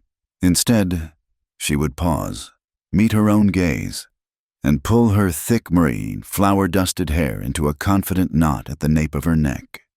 A smile came more easily to her lips, a genuine expression of a quiet, hard-won joy. Elias was changing too. He spent less time in his office in the evenings. The chair by his desk where he used to sit and contemplate the unsent letters to his brother now often empty. He was learning, slowly and carefully, to speak his words to the living. He would talk to Hannah about his day, about a dispute between two ranchers or a report of a stray wolf. They were small things, the simple currency of a shared life. But for a man who had lived for so long in a fortress of silence, they were everything. One crisp afternoon, as Hannah was sweeping the porch of her nearly completed bakery, a small delegation of the town's children approached, their faces scrubbed and serious. The oldest, a boy named Samuel, held out a piece of paper, folded into a neat square. He thrust it into her hand, and then, with a shared, high-pitched giggle, the entire group turned and fled, their feet pounding a frantic retreat down the main street. Hannah unfolded the paper. Inside, cut with the charming imprecision of a child's hand, was a silhouette. It was an elaborate, three-tiered cake, the kind she had only ever seen in pictures of fancy weddings in the city. The town, it seemed, was no longer just respecting her. It was beginning to dream for her. The autumn air in Dusty Ridge had turned crisp and clean, carrying the scent of pine from the high hills and the rich, earthy smell of the turning season. The bakery, Doyle's oven, was nearly complete. Its new oven, a magnificent beast of black iron, was fully assembled and seasoned, radiating a constant, gentle warmth that made the small building the coziest place in town. Hannah moved through the space with a sense of ownership that was still new and breathtaking. Her hands, as always, covered in a fine dusting of flour, but her movements now held a grace and confidence that had been absent before. One afternoon, as Hannah was kneading a large mound of dough for the next morning's bread, her mother called to her from the doorway of their small rented house. Nora's health had improved remarkably with the coming of the cooler weather and the easing of her daughter's burdens. She held a small, age-yellowed letter in her hand, the paper so thin it was almost translucent. "I was sorting through your father's old things," Nora said, her voice soft. "I had forgotten all about this. He wrote it for you, for your 16th birthday, but he passed before he could give it to you. And in my grief, well, I put it away. I think he would want you to have it now." Hannah carefully wiped her hands on her apron and took the letter. The paper was fragile. The ink faded to a soft brown. She unfolded it carefully, recognizing her father's strong, angular handwriting. The letter was short, the words simple and direct, just like the man himself. "My dearest Hannah," it read, "you are a woman now, and the world will try to tell you what you are worth. It will use its own measures, its own scales, and its own cruel arithmetic. Do not listen. Your worth, my daughter, is not in how the world weighs you. Your strength is in these hands, the ones that can shape and create, the ones that can soothe and build. Your heart is your true measure. Never let anyone convince you otherwise. Let them use their scales. You just keep using your hands." Tears welled in Hannah's eyes, hot and sudden. They dripped onto the old paper, blurring the precious words. It was as if her father had reached across the years to speak directly to the deepest, most wounded part of her soul. He had seen her, truly seen her, long before anyone else. She folded the letter with reverent care and tucked it into the pocket of her apron, where it rested against her heart, a warm and solid presence. But the world, as her father had warned, was not so easily silenced. As the bakery's opening day approached, a new poison began to seep into the town's newfound goodwill. It was a quiet, insidious whisper, a weed taking root in the fertile soil of petty jealousy. It started in the corners of the mercantile, over the fences of back gardens. It is a fine thing the sheriff has done for that woman. The whispers went, he feels sorry for her, of course, a charitable man, our sheriff, taking pity on the poor, heavy thing. Hannah heard it for the first time from two women who were buying flour, their voices lowered in a pretense of discretion. The words struck her with the force of a physical blow, knocking the air from her lungs. Pity, charity, the two words she despised more than any others. The old, familiar shame, which she had thought vanquished, coiled in her stomach, cold and slick as a snake. A wall of ice began to form around her heart. She became quiet, withdrawn. When Elias came by that evening with his daily offering of split firewood, she was polite but distant. She thanked him coolly and handed him a pastry without meeting his eyes, without the usual shared smile and easy banter. The comfortable, unspoken understanding that had grown between them was suddenly gone, replaced by a silent, yawning chasm. Elias was not a man to miss such a change. He stood on her porch for a long moment, the pastry untouched in his hand. His gray eyes troubled as he watched her retreat into the bakery. He did not press her, did not ask what was wrong. He simply stood there, a silent sentinel, before turning and walking away, his shoulders set in a line of grim resolve. The next day, the bakery was a hive of activity. It was the final day of preparation before the grand opening, and the air was thick with the glorious scents of cinnamon, yeast, and melting butter. A steady stream of customers came to the door, eager to place orders. Their curiosity piqued. The room was crowded, the atmosphere festive. Hannah moved through it all in a haze of determined work, her smile a brittle mask that did not reach her eyes. Just before noon, the door opened and Elias Hart stepped inside. He was not in his usual work clothes, but in his formal coat, the silver star on his chest polished to a high shine. The cheerful chatter in the room faltered and died as every head turned toward him. He did not look at anyone else. His eyes found Hannah where she stood behind the counter, her hands frozen in a bowl of dough. He walked to the center of the room, his boots making a slow, deliberate sound on the new wooden floor. He stopped and turned, his gaze sweeping over the silent, watchful faces of the townsfolk. When he spoke, his voice was not loud, but it filled the room, each word clear and resonant and utterly immovable. "I have heard the whispers," he said, his voice as steady as the granite hills outside of town. "I have heard the talk of pity, so I have come here today to make one thing perfectly clear to you all." He turned his head and looked directly at Hannah, and in his eyes there was a fire of conviction that burned away every shadow of doubt. "I admire Miss Doyle," he declared, his voice ringing with a profound, unshakable sincerity.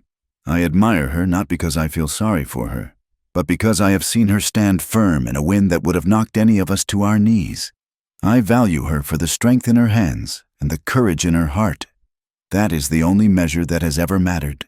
It has nothing to do with the needle on a scale." A stunned silence held the room for a single, breathless moment. And then it broke. The blacksmith, Robert Miller, began to clap, his big hands making a sound like two planks of wood smacking together. Agnes, the postmistress, joined in, her applause sharp and decisive. In a heartbeat, the entire room erupted in a wave of thunderous, heartfelt applause and cheers, a sound of such overwhelming affirmation that it shook the very foundations of the building. Hannah stood behind her counter, tears streaming down her face, the icy wall around her heart shattering into 1,000 pieces. That night, a cold, driving rain lashed against the new bakery, a storm that seemed determined to wash the world clean. Elias came to the back door, his coat dark with rain. He did not speak, simply stood on the small covered porch, waiting. Hannah came out and stood beside him, pulling her shawl tighter against the chill. They listened to the steady, rhythmic drumming of the rain on the roof, a sound that was both wild and deeply peaceful. Elias took off his heavy wool coat and draped it over her shoulders. It enveloped her in warmth and the familiar, comforting scent of him. He stepped closer, so close she could feel the heat radiating from his body. He gently reached up and brushed a stray strand of hair from her cheek, his fingers lingering on her skin. He leaned in, and for a heart-stopping moment, she thought he was going to kiss her. Instead, he rested his forehead against hers. It was a gesture of profound intimacy, more tender than any kiss. They stood like that for a long time, foreheads touching, breathing the same rain-scented air, their shared silence a conversation far deeper than words. It was a silent vow of safety, of respect, of a love that saw the true dignity of a soul, a love that knew a body was not a prison, but a home. The rain fell all night, and by morning, the creek at the edge of town had swollen its banks, a muddy, swirling torrent that threatened the low-lying storage sheds of the mercantile. The town, now bound by a new sense of shared purpose, rallied together. Elias organized the men, directing them as they worked to build a makeshift levee of earth and stone. Hannah, seeing the need, converted her baking preparations into a relief effort, brewing massive pots of hot coffee and stew. She worked alongside the men, her skirt hitched up, her boots caked in mud. when they began to fill sandbags to reinforce a weak spot near the mercantile's main door. She found a new purpose for her strength. While the men struggled to lift and carry the heavy, awkward bags, she found she could heave them into place with a steady, grounding force, her solid stance an anchor against the sucking mud. Once again, her weight was not a liability. It was a stabilizing force, a bulwark against the encroaching chaos. The next morning dawned bright and impossibly clear. The sky was a vast, clean-washed blue. The floodwaters had receded, and the air smelled of damp earth and new beginnings. As Hannah walked toward the bakery, a steaming pot of coffee in her hands, she saw something new in front of the door. Someone had pounded a small, hand-carved wooden sign into the damp ground. The letters were carved with a careful, if not entirely artistic, hand. It was not a statement, but a question, posed in two simple, hopeful lines: Doyle Hart Bakery and Sheriff's Coffee. Hannah stopped, her heart seeming to stop with her. She looked up and saw Elias standing on the porch, his hat in his hands, his face filled with a quiet, hopeful vulnerability she had never seen before. He walked down the steps to meet her. He did not say a word, but simply went down on one knee in the damp, muddy earth.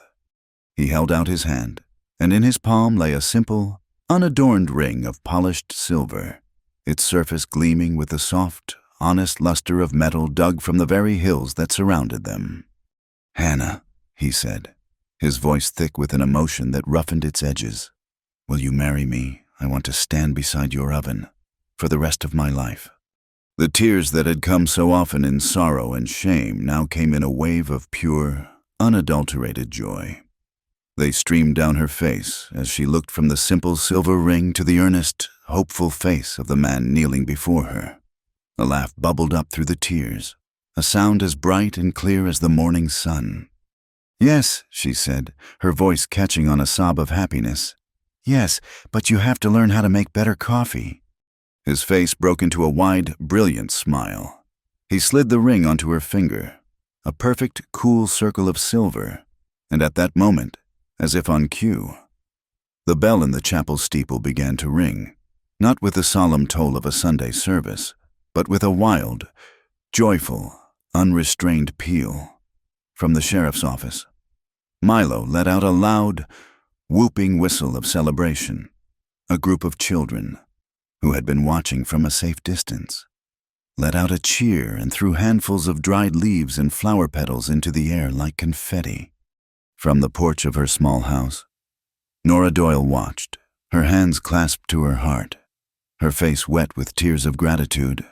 She looked at her strong, beautiful daughter, and at the good, quiet man who now stood beside her, and she offered a silent, heartfelt prayer of thanks to the wide, open sky. Their wedding was not a grand affair. It took place on the wide, welcoming porch of the newly opened Doyle Hart Bakery, on a Sunday afternoon when the autumn sun was low and golden in the sky. The decorations were simple and born of the land itself. Instead of flowers, there were fragrant wreaths of wild sage woven by the town's children, their silvery green leaves releasing a clean, sharp scent into the air. The music was provided by the town's barber, a man who played the fiddle with more passion than skill, his melodies a bit crooked but full of a heartfelt joy that was more beautiful than any perfectly executed tune. Hannah wore a simple dress of dark blue cotton, the one she had bought with her first week of bakery profits. Her only adornment was a small sprig of sage tucked into her hair.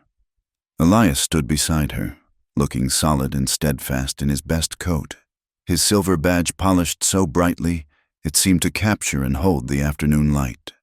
Nora Doyle sat in a place of honor, her face wet with quiet, happy tears, while Milo stood up as Elias's best man, his chest puffed out with a pride that was almost comical in its earnestness. The entire town was there, their faces turned toward the couple, their presence a silent, collective blessing. The wedding cake, of course, was baked by Hannah herself. It was not a towering, ornate confection, but a simple, perfect buttermilk cake covered in a thick, rich layer of buttercream frosting, its top decorated with a scattering of late-season prairie wildflowers. When the time came, Elias and Hannah cut the first slice together, their hands covering one another's on the handle of the knife, a simple, symbolic act of their new partnership. The cake was, by all accounts, the most delicious thing anyone in Dusty Ridge had ever tasted. Life settled into a new and wonderful rhythm. The small wooden sign, Doyle Hart Bakery and Sheriff's Coffee, now hung proudly over the door. Each morning, long before the sun rose, their day would begin. Elias, true to his word, would be the first one up, grinding the coffee beans and putting the pot on to brew. His coffee. Through a combination of Hannah's patient instruction and his own methodical determination, had improved from terrible to merely adequate, a fact that was a source of constant, gentle humor between them. As the rich, dark aroma of the coffee began to fill the small living quarters they had built onto the back of the bakery, Hannah would be at her oven, sliding in the first batch of the day's bread. The great iron oven. Her private sun would cast a warm, radiant glow that pushed back the pre-dawn chill, its warmth a constant, living presence in their home. And as the first customers of the day began to arrive, drawn by the irresistible scent of baking bread, Dust, the old dog, would find his customary spot on the sun-warmed porch steps, his grizzled muzzle resting on his paws, his tail giving a lazy, contented thump for every familiar face. Word came from the county seat a few weeks after the wedding. Justice, it turned out, was as slow and steady as the changing of the seasons, but just as inevitable. Rex Mallory and Duke Harrow, their crimes laid bare and their confessions irrefutable, were sentenced to long terms in the territorial prison. Judge Calder, his reputation and career destroyed, was permanently disbarred and disgraced, a walking cautionary tale of how easily power could curdle into corruption. The news was received in Dusty Ridge not with celebration, but with a quiet, sober satisfaction. A chapter had been closed. The town's new ordinance against public harassment was enforced with a gentle but firm hand by Sheriff Hart, and the cruel, thoughtless laughter that had once been the background music of the town square faded into a distant, unpleasant memory. The change in the town was mirrored by the changes in its people. Milo, no longer a boy but a man who had faced fire and fear, was officially sworn in as the full-time deputy, his badge a symbol of the trust he had earned. Elias himself seemed to have shed a great weight. The deep, ingrained silence that had once defined him was now filled with easy conversation. He had learned to speak his heart, to share the small joys and quiet concerns of his day with his wife, his words no longer trapped in the unsent letters of a grieving brother. But the most profound transformation was in Hannah, the woman who had once navigated the world with her head down, her spirit braced for the next casual cruelty, was gone. When Hannah Hart passed a mirror now, she did not flinch or look away. She met her own gaze with a calm, steady confidence. The reflection was not that of a prisoner in her own body, but of a woman looking out through an open door, a woman who knew her own strength and her own worth. Tacked to the wall beside the great oven, a place where she would see it every day, was the small, yellowed piece of paper her mother had given her. Her father's words, a legacy of love and wisdom, had become her creed. Never let anyone weigh you on their scale. You just keep using your hands. The bakery became the new heart of Dusty Ridge. People came not just for the best bread in the county, but for the atmosphere of quiet dignity and mutual respect that seemed to be baked into the very walls. It was a place where a person was judged not by their appearance or their station, but by their character. The town was learning a new language, one that replaced the sharp, cutting words of ridicule with the warm, nourishing words of gratitude and encouragement. The story of Hannah and Elias became a quiet legend, a reminder that true love was not about finding perfection, but about seeing the profound, unshakable worth in another human being, about recognizing the true weight of a promise. From the dust of the street to the fire of the oven, From the shame of public mockery to the quiet sanctity of a proposal on a muddy morning. The heaviest thing of all, it turned out, had been their promise to stand by one another. A promise that was now the very foundation of their lives. One late afternoon, as the sun began its slow descent behind the gray hills, casting long, peaceful shadows across the prairie, Hannah and Elias sat together on the bakery steps.